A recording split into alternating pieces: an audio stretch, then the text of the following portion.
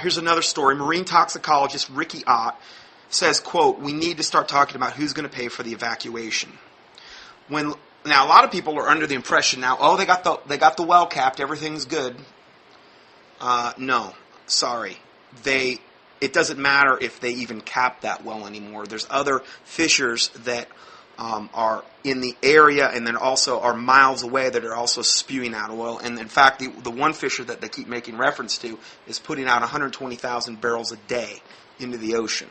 So, please do not buy what CNN or the standard news programs are telling you at this point. Because even if they cap that thing, they're not dealing with all the other seabed fissures. They're ignoring that problem totally. They're not even talking about it anymore. Even though we documented in last week's study, high-level person after high-level person after high-level person confirming that these seabed fissures exist. Let's see. When Louisiana residents asked marine toxicologist and community activist Riki Ott what she would do if she lived in the Gulf with children, she tells them she would leave immediately. It's that bad. We need to start talking about who is going to pay for the evacuations. End of quote. In 1989, Ott, who lives in Cordova, Alaska, experienced firsthand the devastating effects of the Exxon Valdez disaster. For the past 2 months, she's been traveling back and forth between Louisiana and Florida to gather information about what's really happening and share the lessons she's learned about long-term illnesses and deaths of cleanup workers and residents. In late May, she began meeting people in the Gulf with symptoms like headaches, dizziness, sore throats, burning eyes, rashes, blisters that are so deep they're leaving scars. People are asking, what's happening to me? Now, remember, we reported, I believe it was last week, that virtually all the workers that worked on Exxon Valdez oil spill are all dead. Okay, and again, this oil spill really in proportion is going to be a lot worse. I believe they used a lot worse chemicals with their dispersants. And you're going to have a lot more deaths, and you're going to have deaths occurring a lot sooner as well. They're not going to take years, most likely, to happen. She goes on to say the culprit is the almost 2 million gallons of Corexit, the dispersant BP is using to break up and hide the oil below the ocean surface. Again, she's even saying they're using it to break up and hide the oil. She says, quote, "It's an industrial solvent. It's a degreaser. It's chewing up boat engines offshore. It's chewing up drive gears onshore. Of course it's chewing up people's skin. The doctors are saying the solvents are making the oil even worse." Now we're going to watch this video. This is a widely watched YouTube video where Chris Pincenti, a marine biologist and campaigner for the Sea Turtle Restoration Project, said Coast Guard planes are flying overhead at night, spraying Corexit on the water and on land. On land. Why would they spray dispersant on land if they weren't trying to kill people? It doesn't make any sense to me. People need to realize that their water, their air, the sand they're walking on, the things they're touching when they wake up in the morning are coated with this stuff, he said. We're producing an experiment in the Gulf, the likes that no one has ever seen, and top scientists admit that. So we're all part of the experiment. Okay, so this is entitled from the YouTube video, Gulf Oil Spill Science Experiment, says biologist. So I'll go ahead and start this. Coast Guard planes are flying overhead at night spraying Corexit. You're asking me, do you think it's getting on land? I'm telling you it's getting sprayed on land. And I know from my work with pesticide applications that even if you have a very good pilot, the drift can be of concern, but the secondary effects are the kind of volatilization, evaporation, and then movement. So it's applied, it sits on the surface, it comes on up a little bit, and then it moves around. And wave action, a bird landing there and then coming over here and landing there is going to be another mechanism to transport it. So do I think that there's dispersants mixing with our everyday lives? Absolutely.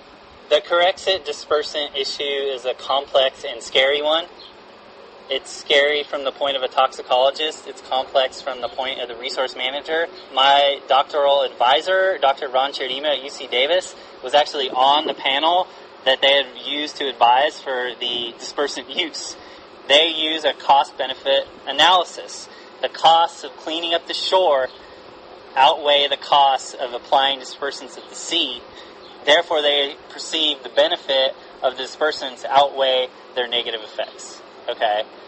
What value can you really put on the entire ecosystem of the Gulf that is threatened? They've turned a two-dimensional problem of oil floating on the surface into a three-dimensional problem of oil bound with Corexit, creating substances we know very little about, transforming in the environment through bacterial process into other chemicals that we know absolutely nothing about, that is going to be impacting just about every single marine organism, including ourselves. Okay?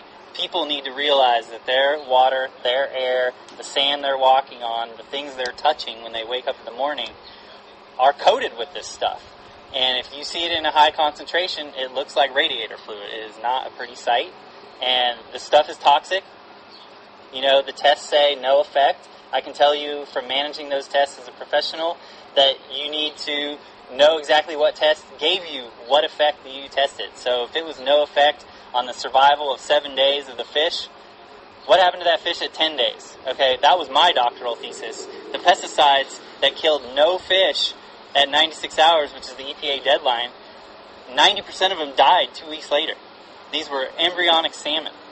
There are a lot of chemical effects that are not being measured by the standard EPA tests. The dispersant takes the oil, breaks it up, makes it soluble with water, right? Oil by itself won't mix with water. You put the dispersant in, it mixes with the water. So no longer are you looking at a case with oil here, water there. You're looking at a case where now we don't have so much of an oil slick. It's gone while it's in the water column, so it's affecting more life. Now, how does it do that? It basically disrupts the natural ability of oil to bond with itself. Oil bilipid layers next to each other are the very basis of life. Each of us is made out of cells. Those cells are nothing more than an oil layer surrounding our DNA, surrounding our proteins and our RNA and all the other molecules talking to each other. You put in a chemical that directly disrupts that basic biological structure, and you are putting yourself at risk from umpteen effects. This is a single cell trying to reproduce in the ocean, and it is destroyed.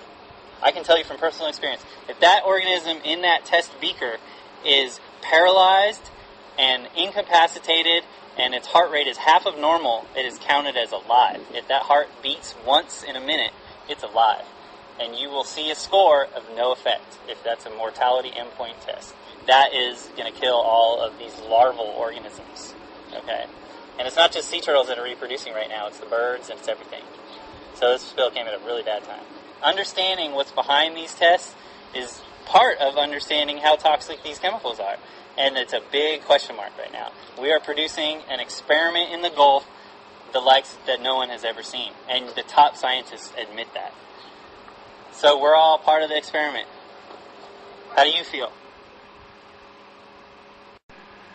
Okay, now we're going to hear another video clip that gets entitled BP spraying poisonous gas on people in the Gulf. This is like a little roundtable discussion. We're going to be listening into about a minute and a half of it. Corexit has a sweet, fruity odor. I mean, I learned that in my hazmat training class.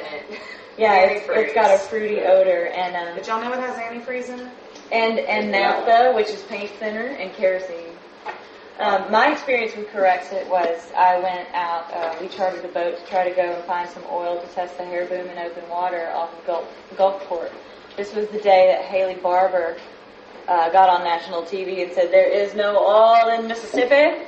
Come and gamble at our casino and come over here. There's oil in Louisiana, there's oil in Alabama, there's oil over in Florida, and Mississippi is clean." I mean, he didn't say it like that. And so we went out into the water, and then, noticed kind of a yellow haze over the water, and then all of a sudden, there it was. All of us were like scrambling. We're in 6-foot rollers. We're trying to scramble to the front of the boat and get out the mast because we were all like... And then 3 or 4 miles after that, after we went through the cloud, there was no oil in Mississippi because it was this far underneath the water with a ton of little tiny droplets left on top. Everything underneath it was black. So you actually got sprayed. You yourself were physically... We went into the cloud and through it and saw underneath, afterwards, all the oil just sunk right off the shore. But the Corexit cloud continued on to little Jimmy playing in the surf, you know what I mean, and everybody else on shore. So she's talking about the Corexit cloud that they went through in the Gulf that day, and how it just drifted onto shore where children were playing and these types of things, and how this is essentially, they're just gassing the population essentially at this point. And it's a very, very sad thing, but unfortunately that's what we're dealing with right now. Totally. They're not even talking about it anymore. Even though we documented in last week's study, high-level person after high-level person after high-level person confirming that these seabed fissures exist.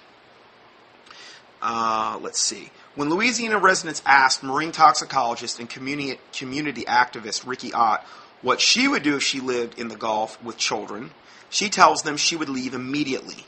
It's that bad. We need to start talking about who is going to pay for the evacuations. End of quote. Into the ocean. So, please do not buy what CNN or the standard news programs are telling you at this point. Because even if they cap that thing, they're not dealing with all the other seabed fissures. They're ignoring that problem. Here's another story. Marine toxicologist Riki Ott says, quote, we need to start talking about who's going to pay for the evacuation. Now, a lot of people are under the impression now, oh, they got the well capped, everything's good. No, sorry. It doesn't matter if they even cap that well anymore. There's other fissures that are in the area and then also are miles away that are also spewing out oil. And in fact, the one fissure that they keep making reference to is putting out 120,000 barrels a day.